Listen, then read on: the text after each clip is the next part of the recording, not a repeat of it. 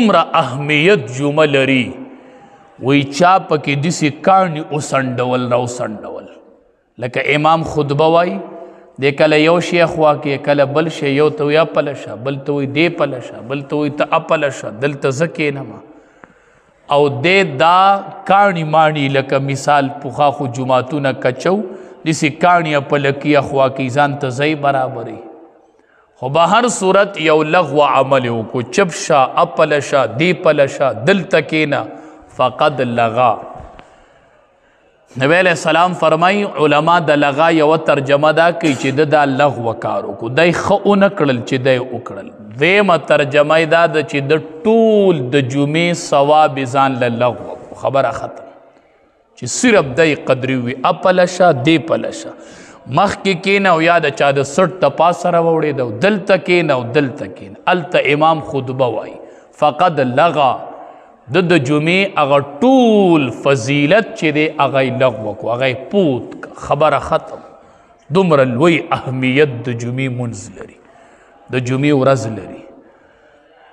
حدیث مبارک کې راځي چې د جمعې ورځ راشي ملائک د جومات په دروازه ودرېږي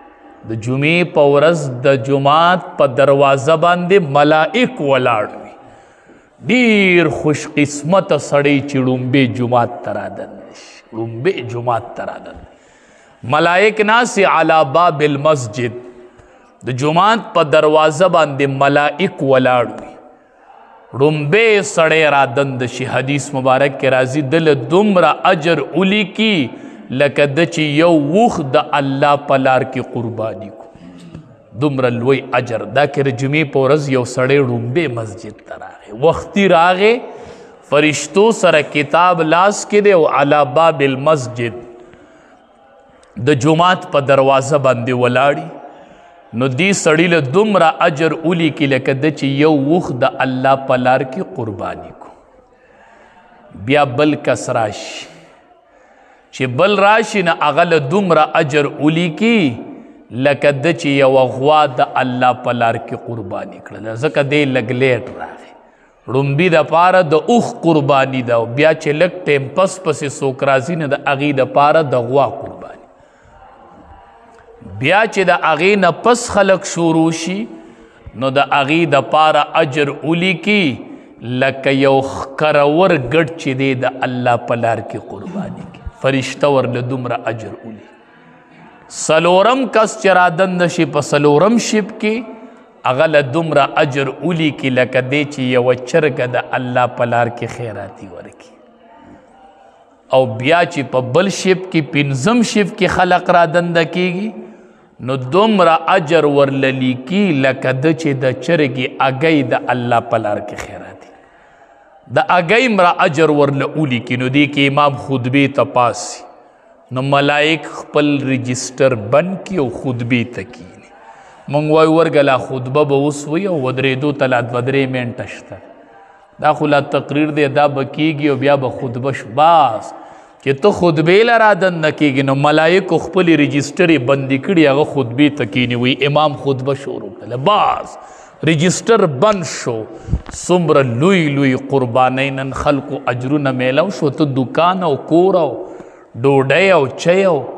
ځان نه وزګار نن دومره اجرونه تقسیمېدل هغه لاړل بس اوس ملائک ناست دي خطبه اوري رجسټر بند شوی دی او بیا چې ملائک کینې او هغه خطبه اوري موږ د خطبې په ټیم کې خبرې کوو زموږ د احنافو مذهب دا دی چې د جمعې د خطبې په دوران کې به علما وی ګورې دغه د دعا د قبلېدو ټیم دی خو په ژبه به دعا نه غواړي ژبه به نه خوځئ دا دومره اهم ټیم دی چې دعا غواړي نو به په ژبه نه غواړي او ته اپله شه او دې پله شه او دلته کښېنه او دلته کښېنه علما سخته منع احادیثو کې راغلې ده چې د جمعې په ورځ یو د بل په سټ باندې دانګي یو د بل په سټ اوړي یو اخوا کوي بل اخوا کوي